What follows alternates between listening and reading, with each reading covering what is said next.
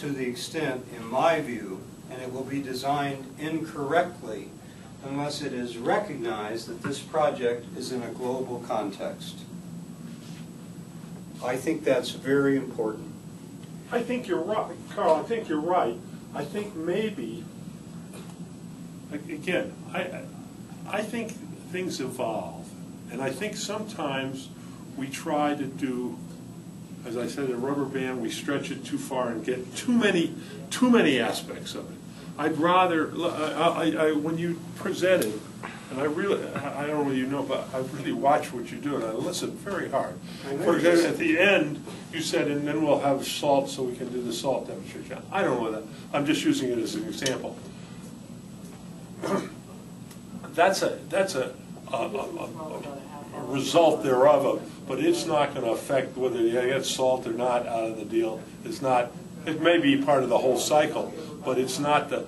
To me, I've gotten the feeling of there's a series of basic things that get carbon out of the air, don't use fresh water, gets food and stuff for feeding animals, and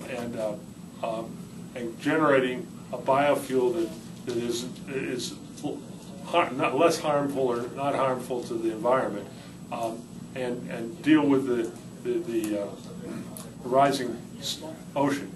And if we can just, I mean, the big bullets are if we can address those things, the fact that we get salt, or even one more, which is I think important, is jobs.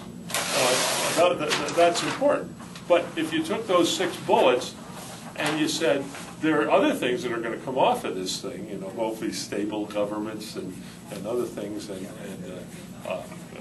frankly just feeding people, but that are on the global basis. But to me, when people see it, and they're going to write, again, you see the potential of it going worldwide, but from Egypt's point of view, all they care about is you getting me some jobs for people in Egypt, you're getting me access to more fresh water that I'm not going to be using for agriculture, and therefore I can use for taking care of people, and those are the things. So I would not, as much as you see the big picture for the world, I don't think you want to take it from the world and go back to here. I think you want to take it from that top thing, and you see all those other things, but just go and expand it each step of the way later.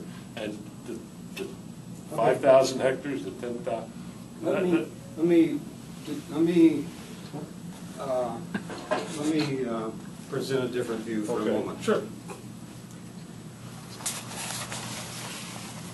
I was involved in a project in Saudi Arabia before Seawater Farms Eritrea. Mm-hmm. I brought the shrimp people to Jubail. We had a small project in Jubail, in the city of Jubail. We had spectrum of halophytes. We were hugely successful on an area of about 1 hectare. Billywood Prince, head of the F.H. Prince Empire, Chicago Stockyards in the family, First National Bank of Chicago, great guy. Armor Foods, he was the one that brought Dial soap out, and so on. He really got excited about this, and he hired an agricultural consultant who came to Saudi Arabia for 2 weeks and saw great potential. And he wanted to form a company called Halophyte Enterprises. Mm-hmm. I was never a member of Halophyte Enterprises, but I supported it. I had people that you'll meet that still work for me in Jubail. All those people were sent home. The shrimp farmer was sent away. You don't need shrimp for this. And you don't need flood irrigation. We had done flood irrigation. We can do this with center pivots. 50 hectares each, center pivots, because there was 500,000 hectares of center pivot wheat farms in Saudi Arabia at the time. This guy made a deal with the fellow that supplied center pivots to reline those with plastic so he could convert them to seawater. He sprayed the crop with seawater, which you can do. You can sprinkle irrigate, but once the flowers, those little flowers start, you have to quit spraying them with seawater because you won't get any seeds. But it looked much better if they were spraying it instead of what they call drop tubes going around. I wasn't there. Some good people were involved, but I wasn't there.